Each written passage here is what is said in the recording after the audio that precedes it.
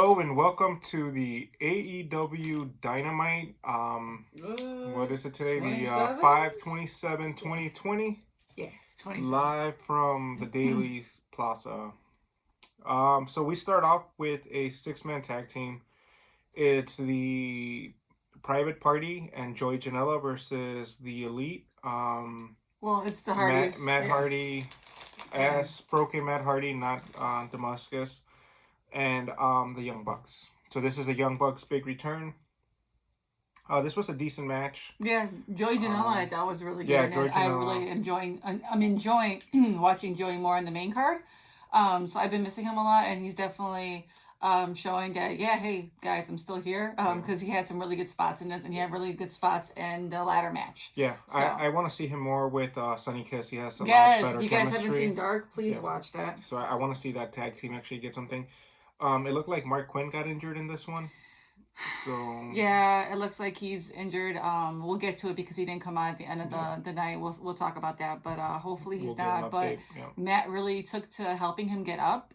Mm-hmm. And hopefully Ace is part of the storyline, because as he's walking Quinn out with Isaiah, it leaves the Bucks in the ring to celebrate, and then we get the final part of the BTE storyline build up to FTR coming in. Yep, the Butcher and the Blade got mad because Nick ended up during the match falling over and hitting the Butcher, and then they had a little confrontation where Matt hit the Blade and the Butcher to get Nick back in. And then at the end of the match, as Matt Hardy helps Mark Quinn leave, the Butcher and the Blade jump the Young Bucks, and then we get the Revolt, FTR, come in. And they appear like they're gonna join the Butcher and the Blade in attacking the Young Bucks. I think you're just call it FTR. Okay, well, and then there was a swerve there. And they actually beat the Butcher and the Blade. Yep. Extended their arms to the Young Bucks, and it looks like they want to fight the Young Bucks in their own terms and don't want to jump them, but they made their appearance felt, and now they are apparently a part of AEW.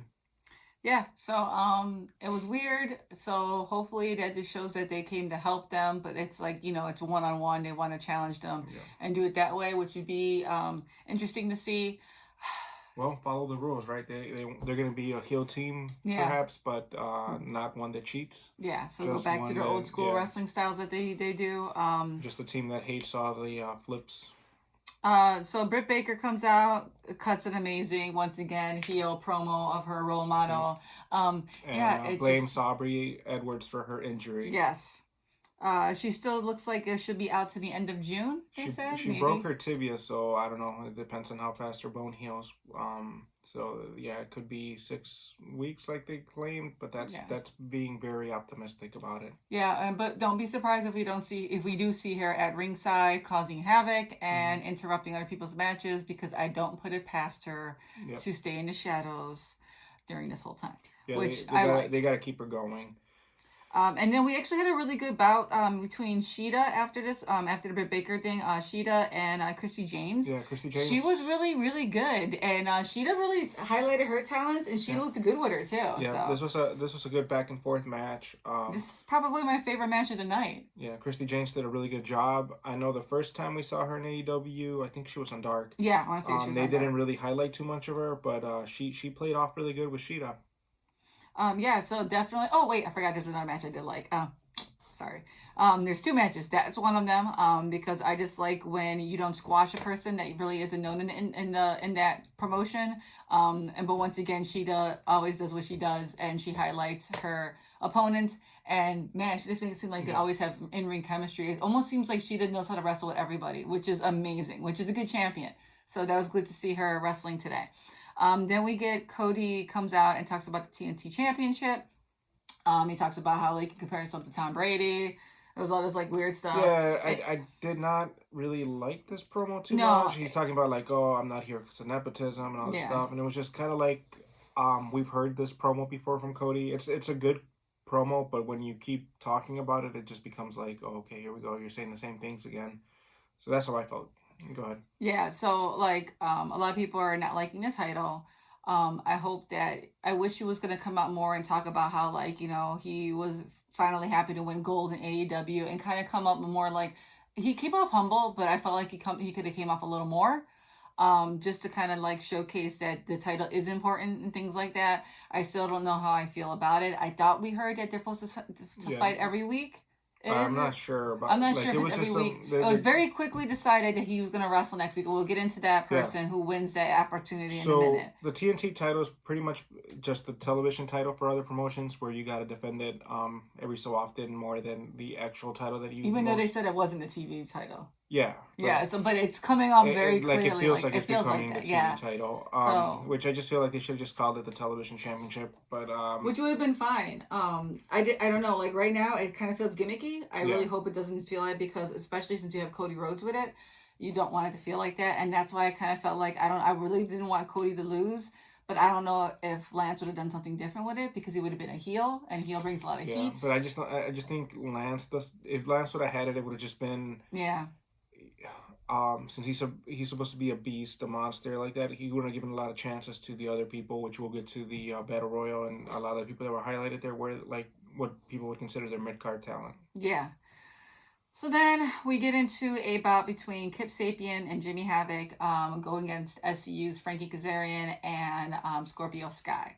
My gripes with this is that with the vignettes and for a couple weeks you have Scorpio being built up as a singles run, especially with the ladder match and things like that. And I don't know how I feel about Scorpio being in a tag match and losing again, because SCU has been losing together, and it just makes me a little about it. But I do like SCU has become really, really cold. Yeah, and they're like the hottest thing in All In and All Out. So I mean, it's really weird to see that transition, like you said. Yeah, it's a good way to say it. They got real cold, like super cold. After they lost the tag team titles, like SCU's kind of like they plummeted on a free fall, and they need something bad for Scorpio Sky to get back to where he was. I mean, just last year in December when he was going against Jericho, everybody was talking about how they could see Scorpio having a singles push and all this stuff, and now we're just he doesn't even have singles like matches by himself that really showcase him anymore, and he could just do that and at least let us see him,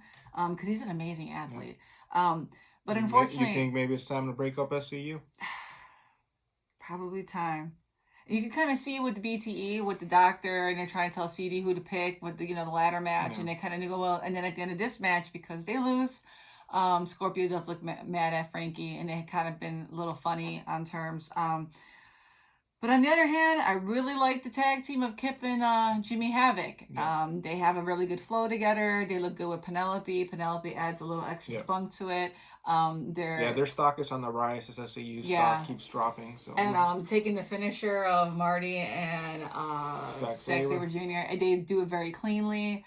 And I mean, having two Englishmen is kind of like a thing. I mean, everybody's kind of still not over Jimmy Havoc's suit right now. So, and everybody loves Kip and Penelope. I guess Jimmy Havoc needs to wear that suit more often then. Yeah, they're just really cool, and then like hopefully they come out with a really confirmed tag team name, because I feel like they can actually get somewhere together.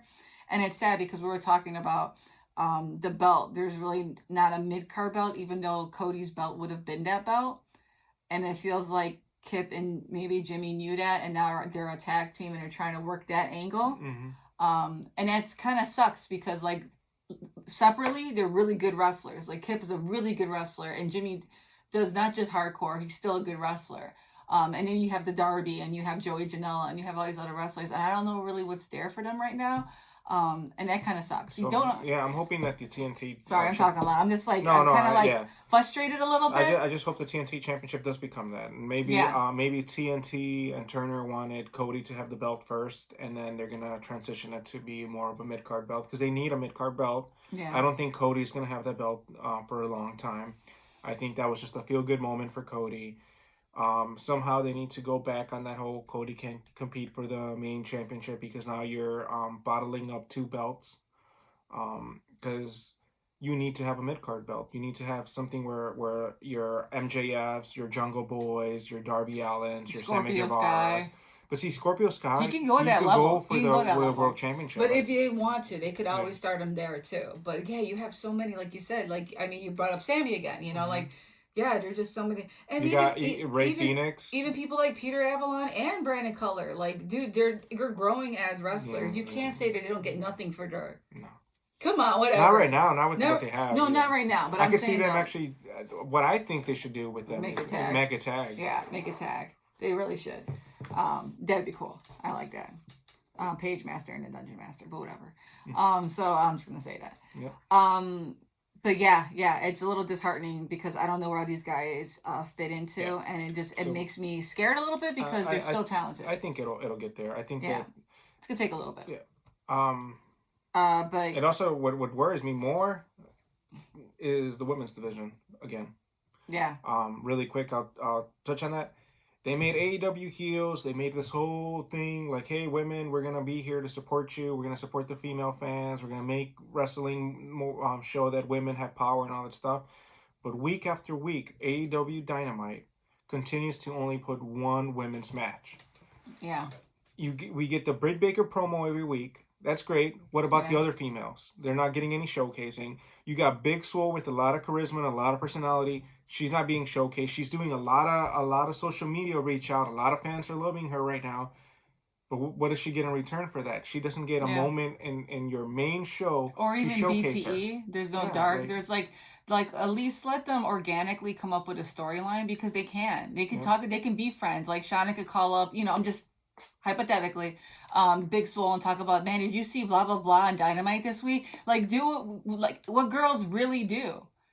So, you know, like, it's just one of those things where, like, I feel like they need to express themselves better, to the point where they don't have to be to be wrestling, but do, like you said, do something. Make an AEW heel show. Yeah, you know, and then, like, just get a little more flavor. Like, you know, we got Swole and just, like, you know, I really like Diamante. I really like with Christy, right?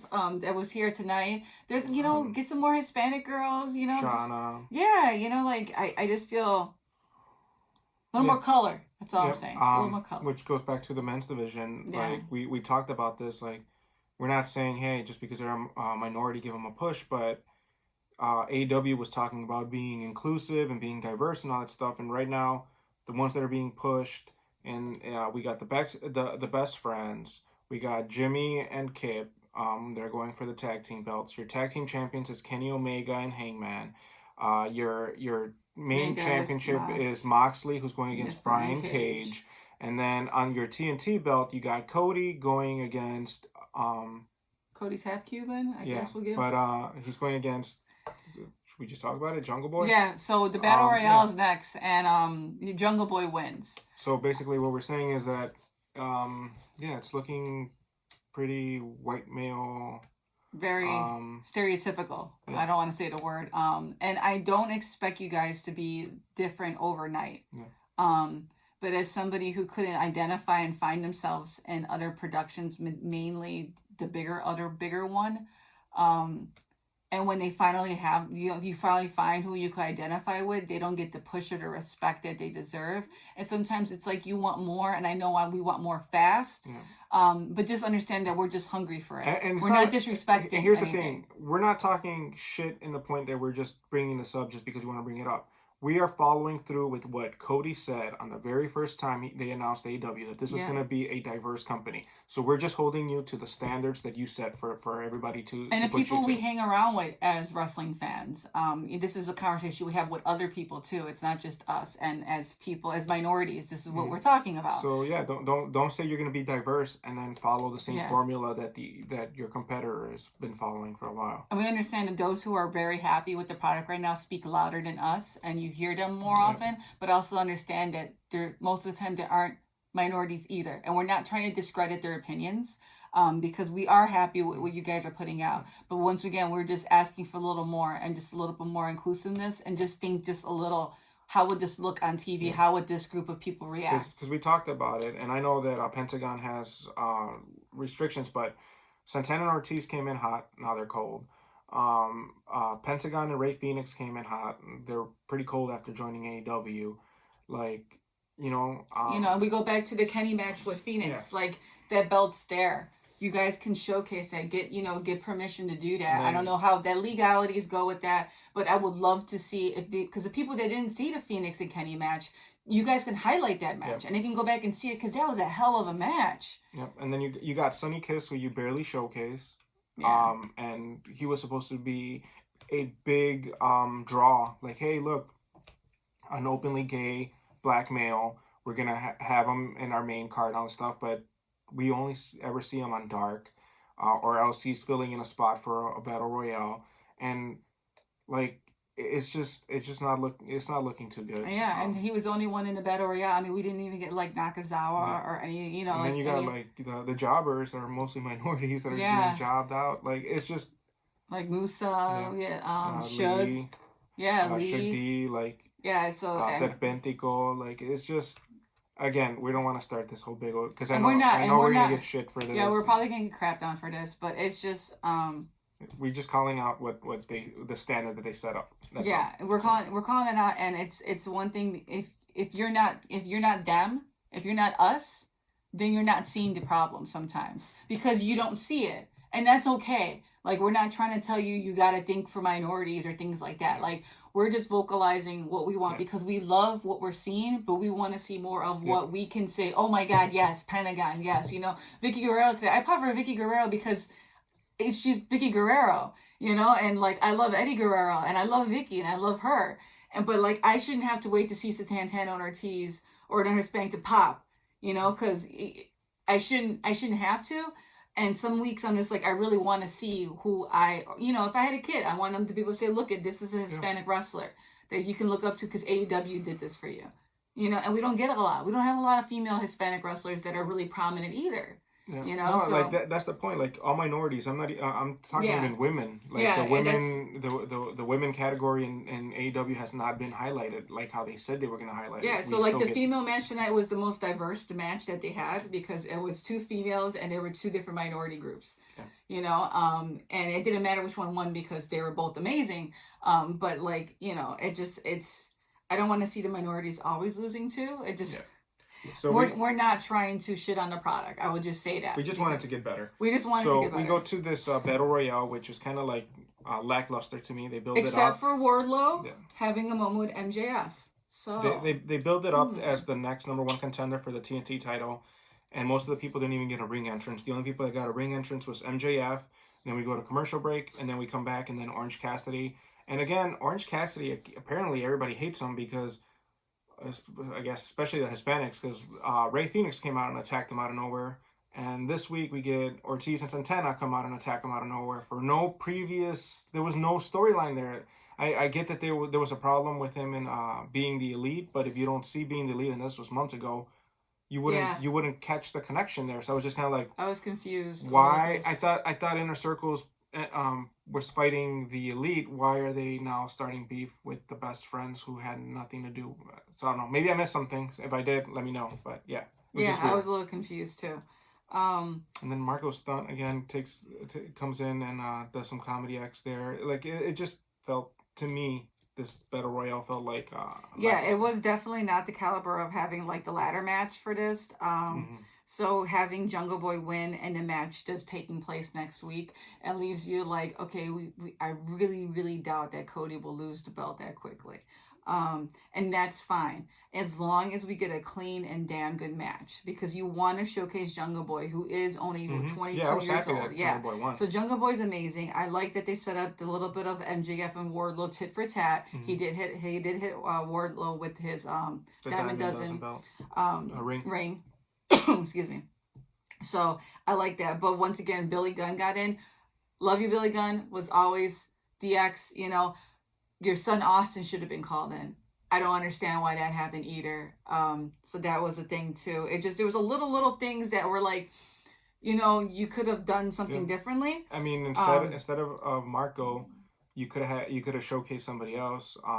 Shug D, who got buried by Jericho, could have had that spot easily. Yeah, there was once again it's another ladder match, and I didn't get a lot of Cole Cabana. There's a few little spots that Cole Cabana was doing it, but even he was kind of trying to figure out who was going to come after him. There was too much pausing. Like there was, I don't know if you guys had planned this or it was put together at the last minute. But Colt can sell shit really good, and he looked a little lost for a second. Yeah, I think they were trying to sell so there's a ongoing joke on Twitter where people say MJF is Colt Cabana's son. Yeah. And I think they were trying to play off that chemistry, but it didn't look good on TV. It just didn't play off as much. Yeah. And then we get a moment where I think Colt Cabana is being recruited by the Dark Order. Really quick thing that we see there. Orange Cassidy wakes up from being beat up, and he helps he helps Jungle Boy eliminate both MJF and Wardlow. And then Orange Cassidy, this is the thing that I was saying about Orange Cassidy being put all the time, is that you're breaking his kayfabe of being a guy that doesn't really care about stuff, because he turned it on again. And the more you turn it on every week, the more his I don't care about anything character kind of keeps getting they're chipped. overutilizing Orange Cassidy. It's getting chipped away at. Yeah, they really are a little bit. So then you get into the pep rally, which was like pep rallies I thought were supposed to be at the beginning of a show. Do we have to go through this? So I thought pep rallies are supposed to be at the beginning. Like pep rallies are like before homecoming and prom. Like you do it before the big game. So this is after the big game. Everything, believe it or not, Vicky coming out to cheerleaders, them coming out, them giving out these really shitty prizes to each other. Like, like they gave the participation awards because Sammy's stupid. They made a jab at the TNT title saying, hey, we're in a pandemic, so I couldn't get him personalized. So it was like best dad jokes or whatever on the things. And then Hager loses it saying like a poem or song that he wrote. He starts losing his shit. Saying he knows where the elite live and he's coming after them and crush them. There was a lot of Hispanic little nuances that I like, because Santana was pulling out like a picture of Mark Anthony, like just stupid, like, and that's the thing, like all over the internet, like during the Stadium Stampede, people were just like, oh my god, Ortiz and Santana and Sammy, like these are like breakout stars, like please. Like, I know they have a joke, they're jokish and they can sell things, and they did sell the spot. They made it funny, because at first I'm like, what the hell's gonna happen? They're giving out t-shirts that says champion, like they do like for like people that win, and they give them to like... Yeah, they mass-produced shirts thinking they were gonna win. Only Jericho would waste money doing this, The joke is that they didn't win, so they started giving them out to the wrestlers that were around the ring. They threw them back. Yeah, they threw them back. And it was starting okay, but then... and then I forgot that Mike Tyson was scheduled to appear today, and then I said, oh, this is where this segment's going to go. Yeah. And then it went there. And Jericho tried to hype it up for a while, saying that back in 2010 or whatever, I forgot which day it was, because he won't forget the day he, backstabbed them and blah, blah, blah. It became really corny really fast, and it was just a bad way to end the show. So then we get a classic WWE moment where a lot of AEW fans used to crap on WWE for, where you just get all the heels and faces from the back of the locker come out, and they're holding back Tyson, and Cody's holding Tyson Jericho back, and like it just became really corny. And it was just the people that Tyson was setting, like the dude with the makeup on his face. I'm not trying to diss you, bro. But you're next to freaking Iron Mike Tyson, and I didn't understand why you look like 99-cent Watchman comedian. Like, you at least had the cigar, and I would have been like, oh, he's the comedian, and I would have been okay with that. But, like, I didn't know what you were going for, and I was so confused. Confused by everything. If I was a casual fan flipping through NXT and at this moment, it would have lost me. And at this moment, Thatcher's getting his teeth knocked out by Matt Riddle, and I'm like... Yeah. And I don't even flip NXT, but the group that I'm in, we usually do both. And since some of the girls are more into like WWE NXT, they were telling me what happened. I'm like, shit, he got his teeth knocked out, his Cesaro style. I'm like, what? This is how you end up losing some of the casual fans. Yeah, and you guys went from having an amazing Saturday night until And I'm looking forward to next week. We have it's a stacked card. We have Jungle Boy versus Cody, a match I don't understand, which is Hangman Adam Page and Kenny Omega versus what was the tag team? Oh, versus Kip and Jimmy Havoc for the titles, I think it was. Yeah. Please tell me I'm wrong. Even though the Best Friends won the number one contender, right? But they're gonna be Fighter Fest, I guess. So whoever wins. So they explained that if Hangman and they still get their chance. But it's just kind of like... It's a waste of Kip and Jimmy's like momentum. Don't have them go against them yet. You were building up Kip and Jimmy, and now like 99% sure they're gonna lose. There's no way you're gonna do a... They could have honestly had Luchasaurus versus Jungle Boy versus Jimmy Havoc and Kip, and they could have had MJF come and screw up Jungle Boy and Luchasaurus, and then Kip and Jimmy could have kept the momentum. You don't have to make them lose. You're building up a team. You're getting them momentum, and then you feed them to the elite. It's becoming the same formula over and over again.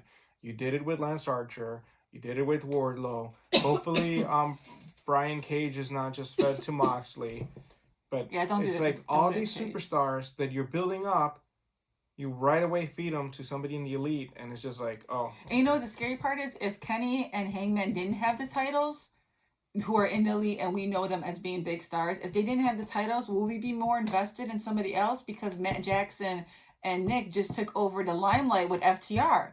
They're not even in their tag team titles. Which I'm fine. They don't need the titles. But I'm saying, though, like, you're not giving anything to the people who are going to win them. Like, if you're not going to showcase them as winners and actually and heighten them, that's what I'm trying to say. If you're not going to boost them up, because they need to be, champions need to be here. They're trying to build the FTR Young Buck thing that's been going on for years, so I get that part. But you need to make sure the tag team titles are still here. Like, anybody with the belts need to be up here, and their storylines need to be relevant. It's the same thing they did with SCU. Once they won the belt, they kind of like just... I want them to be a relevant champion. That's like how Sheeta is now, and I'm glad she's doing this. But you also want to make sure Sheeta needs to go against opponents that are inside AEW. You know, so we could know that, okay, she can beat somebody this week, you know? Like, so, I don't know. I would like another Sheeta versus Abaddon. Yes, Abaddon. There you go. That makes me end this conversation very well. All right. So, yeah. This was... Don't give a shit for this. We I mean, like, honestly, if you hate our opinions, that's fine. You go ahead and tell us, but just keep it classy. Don't do. We're not trying. It's whatever, you know. It's we like the company. We want the company to succeed, so we have to call them out when they do something bad, and we have to praise them when they do something good. We've been praising them this whole time. If you look at our other videos, we've been praising them.